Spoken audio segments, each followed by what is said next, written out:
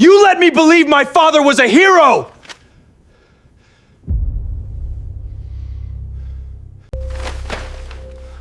Nathaniel, you don't understand. Then explain it! What happened to Thomas Reed? You thought you could hide this from me? I want to know who else is involved. Give me a name, or I'll bury you.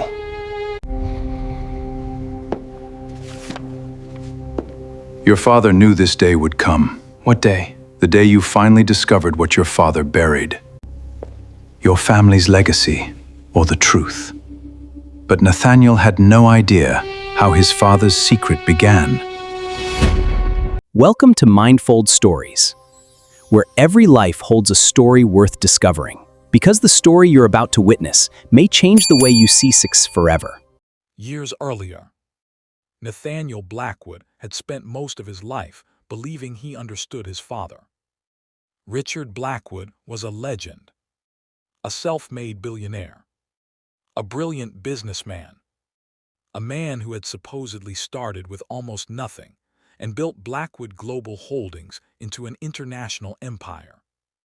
Nathaniel had grown up inside that success. The mansion, the private schools, the company headquarters, the endless business dinners, the newspapers calling Richard a visionary. And through all of it, Richard taught his son one lesson repeatedly. Never let money decide what kind of man you become. Nathaniel believed him, until the day Richard died. After the funeral, Nathaniel returned to the childhood mansion alone. He had not planned to stay long. He only wanted to walk through the house one last time. But while moving through his father's old study, he noticed something strange. One of the bookshelves was slightly crooked. Nathaniel pushed it. Nothing happened. He pushed harder. A deep mechanical click came from behind the wall. The bookshelf moved, and behind it was a narrow door. Nathaniel stared at it. His father had never mentioned a hidden room. He opened the door. Inside was darkness. Then he switched on the light and froze. The room was filled with boxes, documents, photographs, journals, business agreements, letters. Everything had been carefully organized by year. This wasn't a forgotten storage room. It was an archive. Nathaniel picked up the first photograph. It showed Richard standing outside an old office building. But something was wrong. The photograph had been taken almost 10 years before Richard supposedly founded Blackwood Global Holdings. And Richard wasn't alone. Standing beside him was a man Nathaniel recognized from an old business article. Thomas Reed. Thomas Reed had once been one of the most promising businessmen in the country. Then his company collapsed. His reputation disappeared. And shortly afterward, Richard Blackwood's empire began its meteoric rise. Nathaniel had always thought the timing was a coincidence. Now he wasn't so sure. He opened a journal. His father's handwriting stared back at him. The first sentence read, "Every empire has a foundation, but not every foundation is built from what people think." Nathaniel kept reading. Meetings, deals, private conversations, names he had never heard. Then he found a letter. It was from Thomas Reed. It had been written shortly before Reed's company collapsed. Nathaniel read the first few lines. Thomas accused Richard of knowing what was about to happen. He accused him of standing by while powerful investors took control. He accused Richard of choosing his own future over their friendship. Nathaniel lowered the letter. For the first time, a terrifying question entered his mind. Was his father the man he thought he was? Or had the entire Blackwood success story been built on something his family had buried? The next morning, Nathaniel called Daniel Mercer. Daniel had been the Blackwood family lawyer for more than 30 years. Nathaniel told him about the hidden room. There was silence on the phone. Not surprise. Fear. Where are you right now? Daniel asked. Why? Daniel hesitated, then said, because your father spent his final years making sure nobody opened that door. Nathaniel stared at the hidden room. How did you know it existed? Daniel didn't answer, and that silence told Nathaniel everything. The room wasn't an accident. People knew about it. People had protected it, and his father had deliberately kept it from him. Nathaniel met Daniel later that day. He placed the documents on the table. You knew. Daniel looked at the papers. Yes. How much? Daniel sighed. Enough to know that if you're going to uncover this story, you need to understand something first. What? Your father wasn't the only person responsible. Daniel explained what happened decades earlier. Before the billions. Before the Blackwood name became powerful. Richard Blackwood, Thomas Reed, and Victor Blackwood were young businessmen trying to build something together. Thomas was the idealist. Richard was the dreamer. Victor was the strategist. They believed they could build a successful company without sacrificing their principles. Then Marcus Vail entered their lives. Marcus was a powerful investor. He offered them money, connections, resources, access to opportunities they could never reach alone. At first, it looked like salvation. Thomas was suspicious. Richard was uncertain. Victor was impressed. Victor believed Marcus could take their company to another level. So Victor introduced him. That decision changed everything. The agreements became more complicated. Marcus gained influence, then control. Decisions began being made without Thomas. People who challenged the arrangement were pushed aside. Thomas saw what was happening. He wanted out. Richard wanted to save the company. Victor wanted to fix the problem before anyone discovered his mistake. And Marcus wanted control. Thomas eventually tried to expose everything. But before he could, his company collapsed. His reputation was destroyed. His investors disappeared. And the world moved on. Richard survived. Blackwood Global Holdings grew. And Thomas Reed vanished. Nathaniel looked at Daniel. What happened to him? Daniel hesitated. He's alive. Nathaniel froze. Where? Daniel gave him an address. The following morning, Nathaniel drove to a quiet neighborhood far from the world of billionaires. Thomas Reed lived in a modest house. No guards. No luxury cars. No signs of the wealth he once possessed. When Thomas opened the door, he looked at Nathaniel for several seconds. Then he said, "You're Richard's son." Nathaniel nodded. Thomas stepped aside. "Come in." They sat across from each other. Nathaniel wasted no time. What really happened? Thomas stared at him, then said, "Your father made mistakes." Nathaniel waited. But he wasn't the monster you think you're going to discover. That surprised him. Thomas explained that Richard had been trapped between impossible choices. Marcus had gained enough power that confronting him openly could have destroyed the company. And if the company collapsed, thousands of employees could lose their jobs. Richard was afraid. Afraid of losing everything. Afraid of destroying his family. Afraid of becoming responsible for thousands of people losing their livelihoods. So he stayed quiet. That silence protected the company. But it destroyed his friendship with Thomas. Nathaniel looked down. So my father chose the company over Thomas. Thomas shook his head. No. He paused. Your father chose people over pride. Nathaniel looked up. Thomas continued. He was wrong, but he wasn't trying to destroy me. Then why didn't he tell the truth? Thomas smiled sadly. Because Richard spent his entire life believing he could carry everyone's pain himself. Then Thomas revealed something else. Richard had visited him every year. Quietly, never asking for forgiveness. Never asking Thomas to forget. Just checking on him. Nathaniel's image of his father began to fracture. Richard hadn't simply hidden the past. He had spent decades trying to repair the damage without telling anyone. But Nathaniel still needed answers. Especially about Victor. Thomas became quiet. Your uncle was the one who brought Marcus into our lives. Nathaniel felt the anger return. Did he know what Marcus was doing?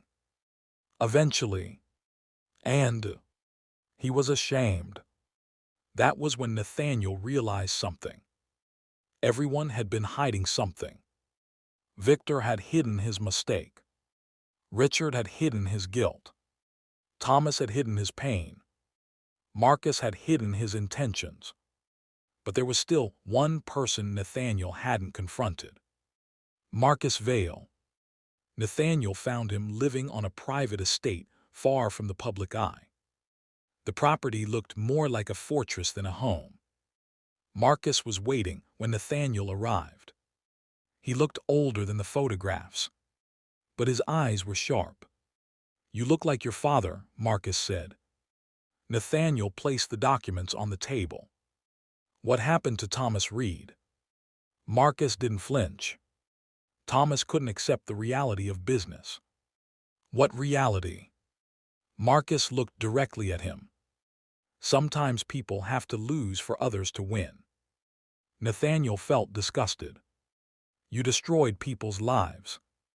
Marcus shook his head. No, I made decisions. People suffered because of those decisions. Every major decision has consequences.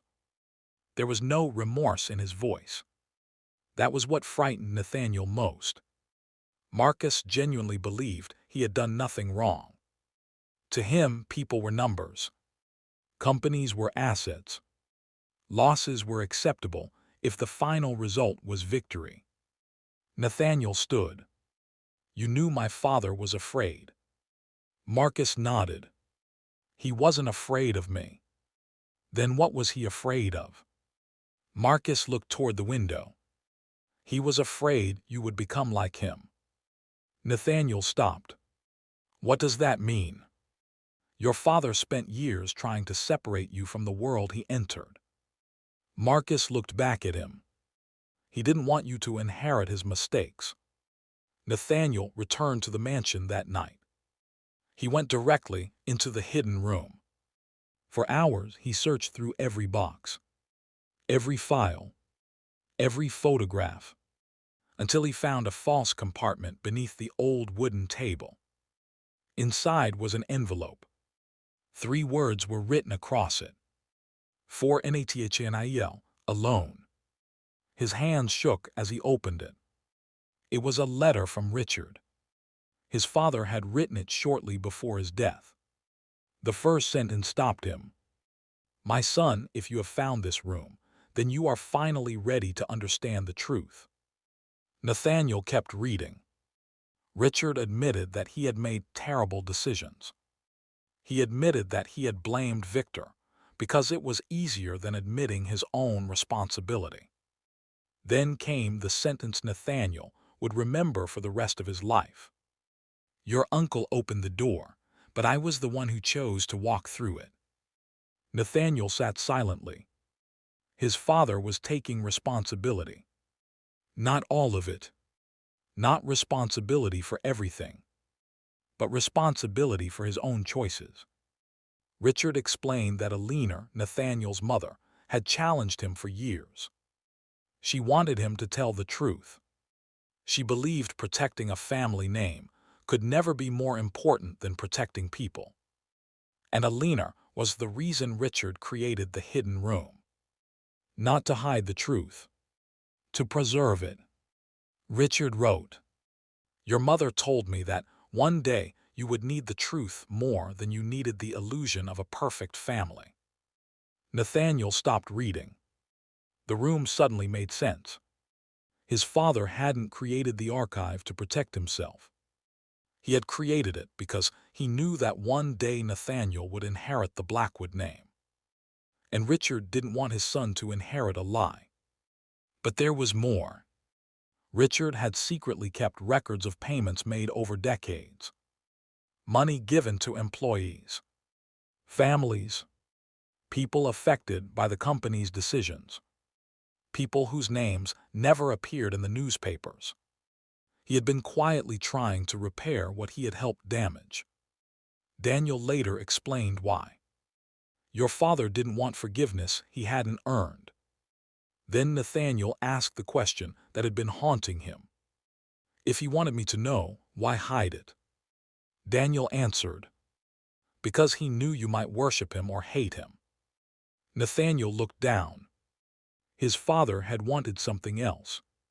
He wanted Nathaniel to understand him. Not as a billionaire. Not as an icon. As a flawed human being. But the story still had one missing piece. James Holloway. His name appeared repeatedly in Richard's records. James had helped Richard in the earliest days. His contribution had disappeared from the company's official history. And eventually, Nathaniel discovered the truth. James had altered an early agreement. He had believed the company was heading toward disaster. He had tried to force Richard and Thomas to confront the danger. Instead, his actions created even more damage. James wasn't simply a victim. He had made a terrible decision too. And suddenly, Nathaniel understood the pattern. There wasn't one villain. There wasn't one moment. There was a chain of choices. One person made a decision. Another person reacted. Someone hid the consequences. Someone else tried to fix them. And decades later, Nathaniel inherited the consequences.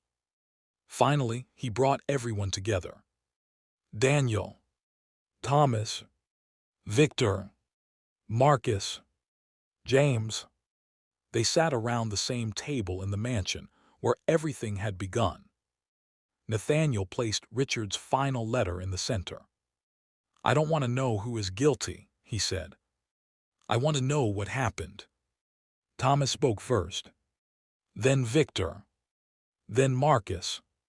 For the first time, nobody could hide behind a different version of the past.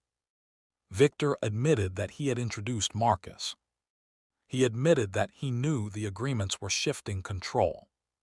He admitted he had tried to fix his mistake secretly. And by hiding it, he made the damage worse. James admitted what he had done. Marcus admitted that he saw Richard and Thomas as opportunities. And Thomas admitted that anger had kept him trapped in the past for decades.